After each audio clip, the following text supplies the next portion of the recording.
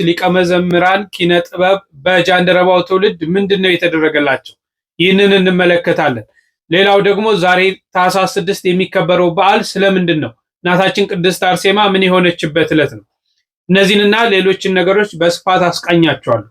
እንዴት አላችሁ? እግዚአብሔር የተመሰገነ ይሁን።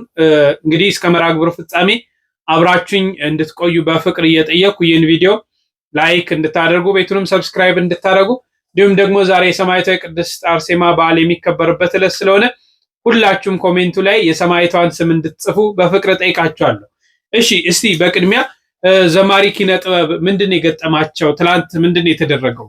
መኪና ተሸለሙ። አንጋፋው ዘማሪ በበርካታ የንስሐ ዝማሬዎቹ የምናውቀው የኢትዮጵያ ኦርቶዶክስ ተዋሕዶ ቤተክርስቲያን ዘማሪ የሆኑት በኩረ መዘምራን ኪነ ጥበብ ወልደ ቂርቆስ ለ60 ዓመታት እንግዲህ የአገልግሎት ዘመናቸው በጃንደረባ ትውልድ አማካኝነት ልዩ የምስጋና መርሃ ግብር ተዘጋጅቶላቸው ነበር። በዚህ የምስጋና ፕሮግራም ላይ እንግዲህ የተለያዩ ስጦታ እንዲሁ ደግሞ መኪናን ጨምሮ ተበርክቶላቸዋል፣ ተሰጥቷቸዋል። አሁንም እንግዲህ የበኩረ መዘምራንን የአገልግሎት እድሜ ከፍ ያድርግልን ማለት ፈልጋለሁ። ኦርቶዶክሳውያን ይህን ቪዲዮ ኮፒ ሊንክ፣ ሼር፣ ሪፖስት አድርጉት። እንዲሁ ደግሞ ለበኩረ መዘምራን ኪነ ጥበብ ወልደ ቂርቆስ ረጅም የአገልግሎት ዘመን ይስጥልን ብላችሁ ኮመንት ላይ ጻፉ። የኢትዮጵያ ኦርቶዶክስ ተዋሕዶ ቤተክርስቲያን ስርዓትን የጠበቁ በርካታ የንስሐ መዝሙሮችን እንግዲህ የዘመሩ ትልቅ አባት ናቸው። ረጅም እድሜና ጤና ይስጥልን ማለት ፈልጋለሁ። በኢትዮጵያ ጃንደረባው ትውልድ ነው ይህ ልዩ የምስጋና መርሃ ግብር እንግዲህ ለበኩረ መዘምራን የተዘጋጀው። የኢትዮጵያ ጃንደረባው ትውልድ የተለያዩ ስራዎችን እየሰራ ይገኛል። በቅርቡ የሚከበረውን የገና በዓል ምክንያት በማድረግ የገና በዓል ዋዜማ እንግዲህ ምሽት ላይ የአላፍ ዝማሬ አሁን እንግዲህ እየተዘጋጀ ሰዎችም እንዲሁ ደግሞ ዝማሬ የተለማመዱ ይገኛል። ዩቲዩብ ላይ የገባችሁ መመልከት ትችላላችሁ። ይህን ቪዲዮ ኮፒ ሊንክ፣ ሼር፣ ሪፖስት አድርጉት። አንድ ጊዜ ብትዘምሩልኝ ይከፋችሁ ይሆን? እስመ ለዓለም ምሕረቱ ለዓለም ምሕረቱ እስመ ለዓለም ምሕረቱ እስመ ለዓለም ምሕረቱ አልክም ብዙ ነው የአምላክ ቸርነቱ አልክም ብዙ ነው የአምላክ ቸርነቱ ከማርያም የነሳው ያ ቅዱስ ሥጋው ከማርያም የነሳው ያ ቅዱስ ሥጋው ቀራንዮ ሲኦል የሚያሳዝን ነው። እስመ ለዓለም ምሕረቱ። በእውነት እነዚህ አካላቶች እጅግ ሊመሰገኑ ይገባል። እኛ ኢትዮጵያውያን እንደ ልምድም ይሁን እንደ ባህል ሰዎች ከዚህ ዓለም ድካም ካረፉ በኋላ ነው የሰሯቸውን ስራ ያደረጓቸውን ነገሮች እየዘከርን እያወጣን የምንናገረው እንጂ በህይወት ቆሞ ሳለ ብዙ ሲደረግ ብዙ ዕውቅና ሲሰጥ አይታይም ማለት ነው። የጃንደረባው ትውልድ ግን ይህንን ነገር በመክፈፍ ምንድነው ያደረገው? ለ60 ዓመት በሙሉ እንጂ እንግዲህ የምትመለከቷቸው በኩረ መዘምራን ኪነ ጥበብ ሊቀ መዘምራን ኪነ ጥበብ ለ60 ዓመታት ያህል ቅድስትን ቤተክርስቲያን በዝማሬ አገልግለዋል ማለት ነው። እንግዲህ የኪነ ጥበብን ዝማሬዎቻቸውን ብትመለከቱ በጣም በሚገርም ሁኔታ አብዛኞቹን ዛሬ እንደ ጸሎት ነው የምንጠቀማቸው፣ የንስሐ መዝሙሮች ናቸው። እስቲ አንዱን ላስታውሳችሁ። እንደ ቸርነት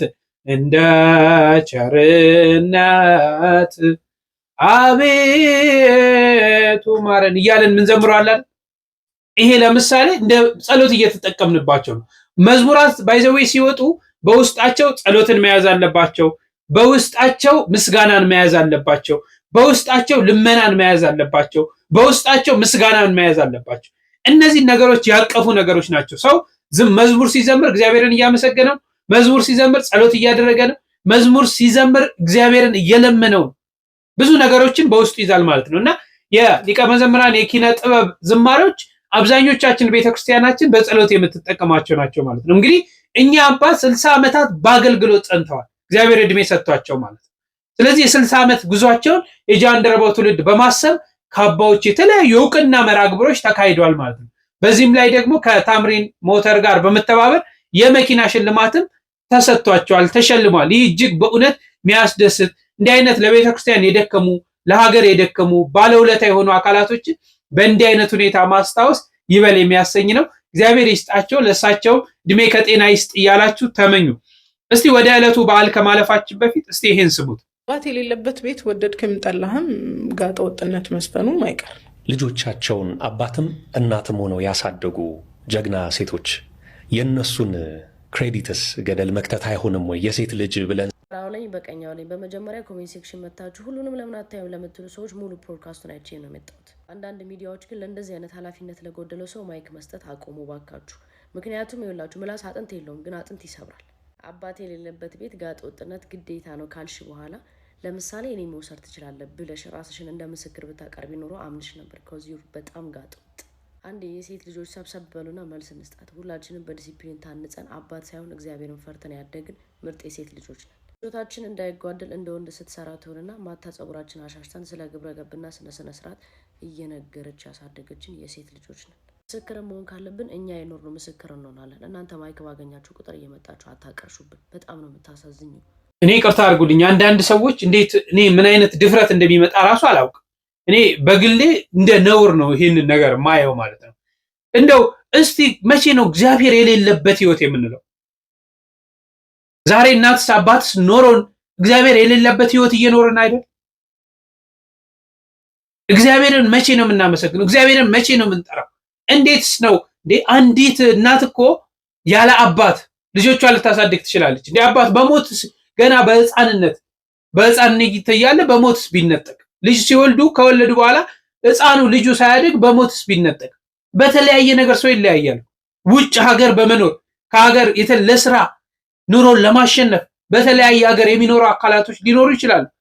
እንዲሁም ደግሞ ሳይሆንላቸው ተፋተው እናቶች ደም እንባ እያፈሰሱ ያውን በእኛ ሀገር ኑሮ የሚያሳድጉ አሉ። ልጆቻቸውን ለክብር ያበቁ አሉ። ጨዋ የሆኑ ልጆች አሉ። እንዴት ነው በዚህ ድፍረት ስለመናገር የተፈለገው? ምንስ ነው እየተማርን? ምንስ ለማስተላለፍ ነው? መቼ ነው በህይወታችን እግዚአብሔርን የምናነግሰው? እናት አባት ዝና ሀብት ኖሮን እኮ ትክክለኛ ህይወት የማንኖር ሰዎች አለን። እግዚአብሔርን ስለማናነግስ፣ እግዚአብሔርን ስለማናስቀድም፣ እግዚአብሔርን በውስጣችን ስለማንይዝ መቼ ነው እግዚአብሔርን ይዘን የተሻለ ህይወት እኖራለሁ፣ እግዚአብሔርን ይዘን ምንም ነገር ሆናለሁ የምንለው? እና እንዲህ አይነት ሰዎች አንዳንድ ሚዲያ ላይ ሲወጡ እንደው ለገንዘብ ብቻ ተብሎ እንዲህ አይነት ነገሮች ራሱ ከተቀረጹ በኋላ ባይለቀቁ ባይ ነኝ እኔ በእኔ ማለት ነው። እናንተም በዚህ ላይ ሐሳባችሁ እንድትሰጡ እየጠየቁ እስቲ ስለ በዓሉ አከባበር ስለ ቅድስት እናታችን አርሴማ ዛሬ ምን ያደረገችበት ምን የሆነችበት ቀን ነው የሚለውን በስፋት ተምረን እንመለስ።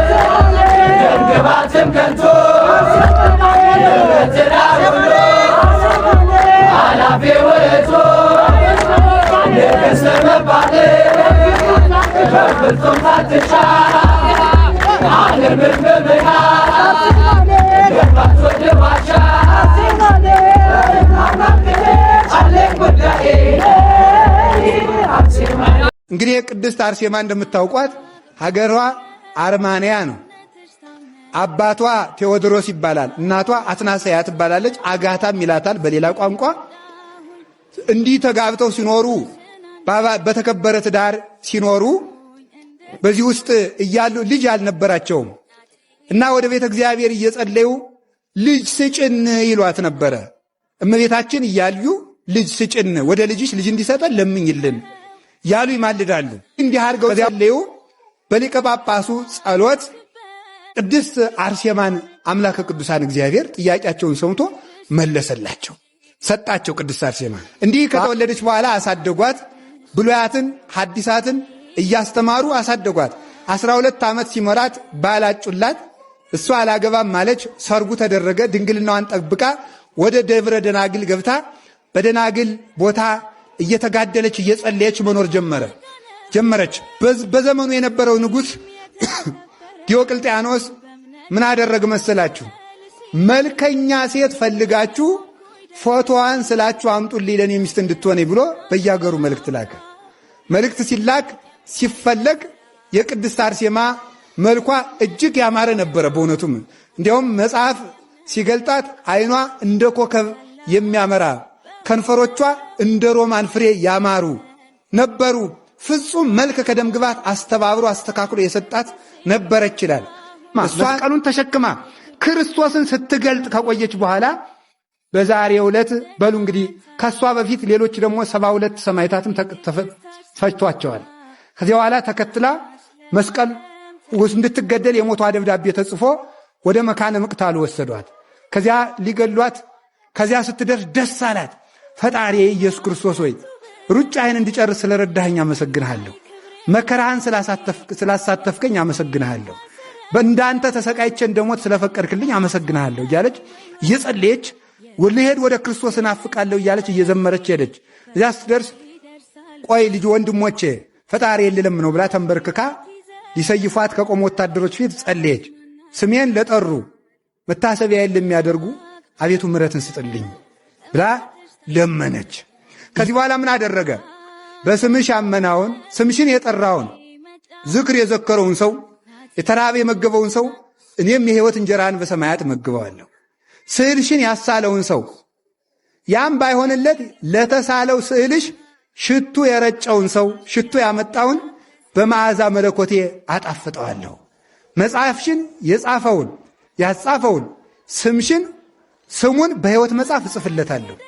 ያም ባይሆን ያነበበውን ያም ባይሆንለት ሲነበብ የሰማውን የተረጎመውን መተርጎም ባይሆንለት ሲተረጎም የሰማውን ሁሉ የሕይወት ቃል አሰማልሻለሁ። በዕለቱ ዕጣን መጋረጃ ያመጣውን የመከራን እሳት አሻግርልሻለሁ ብሎ በመከራ ሁሉ ውስጥ ሆኖ ስምሽን የጠራው ሁሉን የፈጥኝ እርስላለሁ ብሎ ዛሬ ቃል ኪዳን ገባላት። በሉ እንግዲህ የታዘዛችሁን ፈጽሙ አለች ጸሎቷን ስትጨርስ። ከዚያ በኋላ ሊሰይፏት አንገቷን በሙሉ እዚህ ላይ ያለውን ጨርቅ ዝቅ አደረገው። ምን አደረገችው? ምን ብላ ደግመው እንዳያዳግማቸው በአንድ ጊዜ እንዲቆረጥላቸው እንዳይደክማቸው እኮ ነው። የራሱ ፍቅረ ቢጽም ልብሷን ይህንን ዝቅ አድርጋ አንገቷን በደንብ ከፍ አድርጋ ሰጠቻቸው። ለሚቆርጧት ስትሰጥ ከዚህ ሳ ምን ሆነ? ሲያዩት ፊቷ እንደ ፀሐይ ያበራ እንደ መብረቅ ወታደሮቹን ወደ ኋላ ይጥላቸዋል።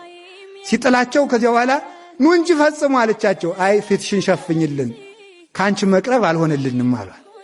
በሉ ጨርቅ ጣሉልኝ አለች። ልብስ ምንም ስለሌላት ንጽሕት የክርስቶስ ሙሽራ ክርስቶስን ለብሳ የምትኖር እውነተኛይቱ መቅደስ ናት እንጂ የምድር ልብስ ስታበዛ ስላልኖረች ልብስ የላትም። ጨርቅ ወርውረው ጣሉላት፣ ብጣሽ ጨርቅ። በዚያ ፊቷን ሸፈነች። ከዚህ በኋላ አንገቷን ቆረጡ። ትክክለኛ የክርስቶስ ሙሽርነትን ፈጸመች። ዛሬ ተጋድሏን የጨረሰችበት ነው። የተሸነፈችበት ሳይሆን ያሸነፈችበት ቀን፣ ዓላማዋ ጽናቷ የተፈጸመበት ቀን ነው። ዛሬ በትክክል አክሊሏን ተቀበለች። ታኅሳስ 6 እንኳን አደረሳችሁ። በእውነት ይህችን የመንፈስ ግርማ የጋረዳት ቁመቷ እንደ ዘንባባ የረዘመ ውበቷና ደምግባቷ ገነት ውስጥ እንደሚበቅለው እንደ ሮማን ፍሬ የሆነላት ስሟ ሲጠራ ሲኦል የምትናወጥላት አጋንንት እንደ ትቢያ የሚበተኑላት ስሟን ለጠራ በቃል ኪዳኗ ለተማጸነ ዝክሯን ለዘከረና በዓሏን ላከበረ ሰው ርስተ መንግሥተ ሰማያትን የምታወርስና በጠሯት ጊዜ ከአውሎ ንፋስ ፈጥና የምትደርስ በቃል ኪዳኗ ከመከራ ሥጋ ከመከራ ነፍስ የምትሰውር ታላቅ ቅድስት ናት።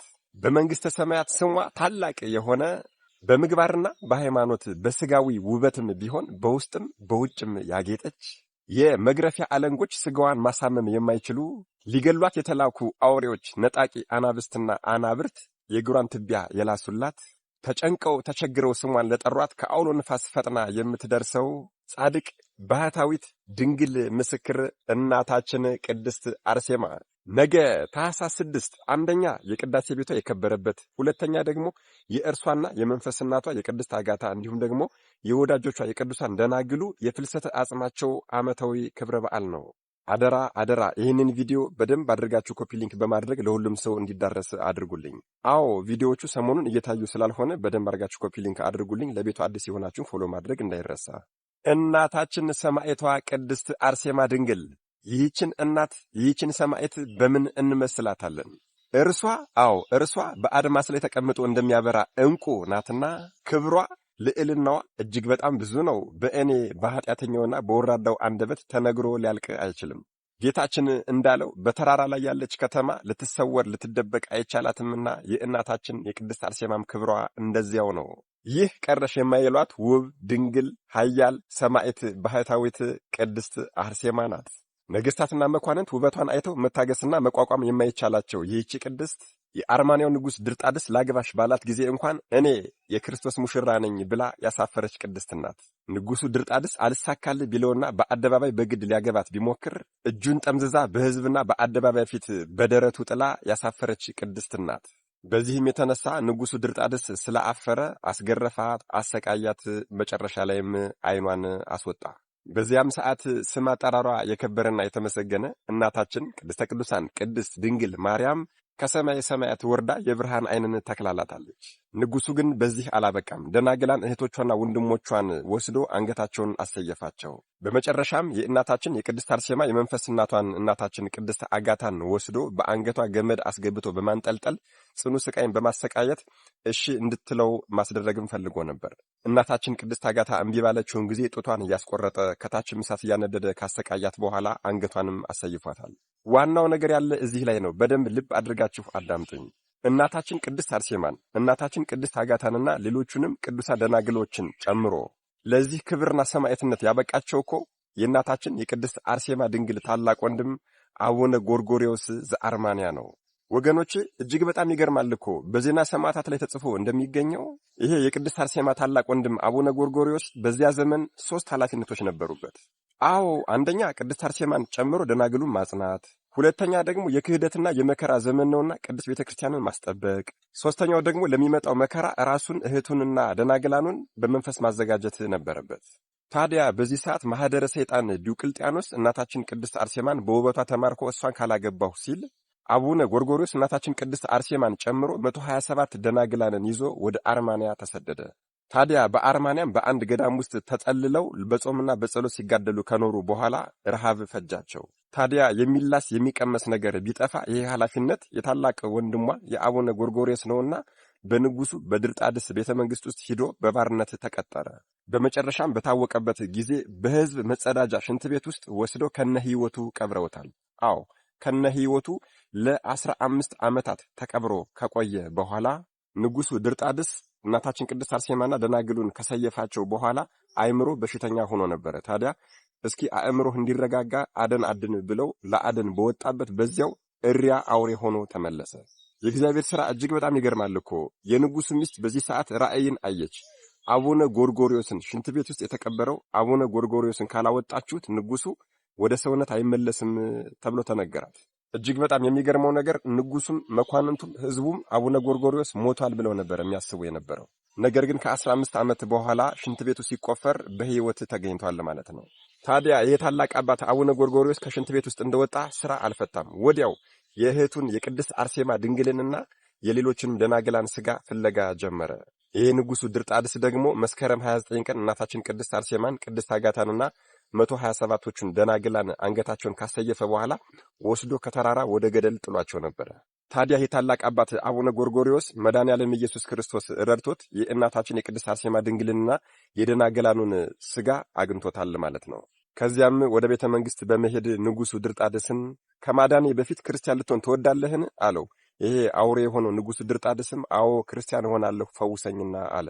አቡነ ጎርጎርዮስም ጸሎት አድርጎ ንጉሱን ወደ ሰውነት መልሶታል። አጥምቆም ክርስትናን አስነስቶታል ማለት ነው። የእናታችን የቅድስት አርሴማንና የሌሎቹን ደናግላን አጽምም ቤተክርስቲያንን አሰርቶ በዚያ በክብር አስቀምጦላቸዋል። አሁን ትልቁ ነገር ያለ እዚህ ላይ ነው። በ14ኛው መቶ ክፍለ ዘመን ግን የእናታችን የቅድስት አርሴማ ድንግልና የሌሎቹ ደናግላን ቤተሰቦቿ፣ ማህበሮቿ አጽም ወደ ኢትዮጵያ መጧል ተብሎ ይታሰባል። ለዚህም ይመስለኛል እኮ እናታችን ቅድስት አርሴማ ድንግል ኢትዮጵያ ውስጥ የምታደርጋቸው ድንቅ ተአምራትና ምልክቶች ሌሎች ዓለማት ላይ ከሚደረጉት ለየት የሚሉት።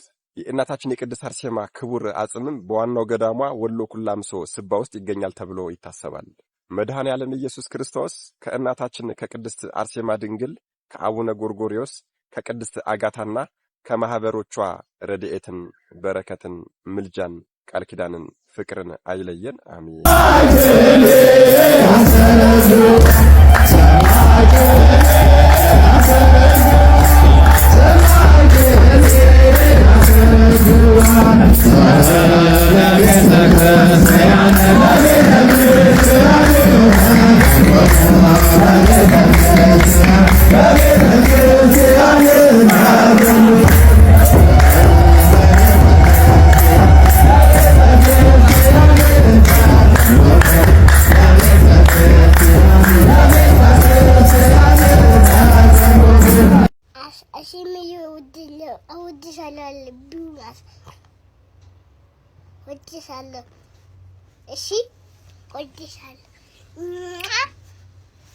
ለመምህሮቻችን ቃል ሕይወትን ያሰማል። እኛም በሰማነው ፍሬ የምናፈራበት የሰማዕቷ የቅድስት አርሴማ በረከት የምናገኝበት ያድርግልን።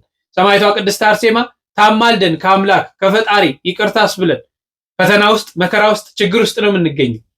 በተለይ ቤተክርስቲያናችን ሀገራችን በዚህ ሰዓት ሰላም ሳይሆን ጦርነት የሚሰማበት ሞት የሚሰማባት እየሆንን ነው። ስለዚህ ሰማዕቷ ቅድስት አርሴማ ከአምላክ ታማልደን ሰላምን ታምጣልን። በህይወታችን በጎዶላችን ሁሉ ሰማዕቷ ቅድስት አርሴማ ገብታ ሙሉ ታድርግልን። እቺ ቅድስት ሰማዕት የሁሉ የብዙዎችን የልባቸውን ቋጠሮ የፈታች ከአምላክ ዘንድ ያስታረቀች ቅድስት እናት ናት። ለሁላችንም ትድረሰን። የሰማዕቷ ምልጃ በረከት ለሁላችንም ይድረሰን። እጅግ አድርጌ አመሰግናለሁ። አብራችሁን ስለቆያችሁ ቸር ቆዩልኝ።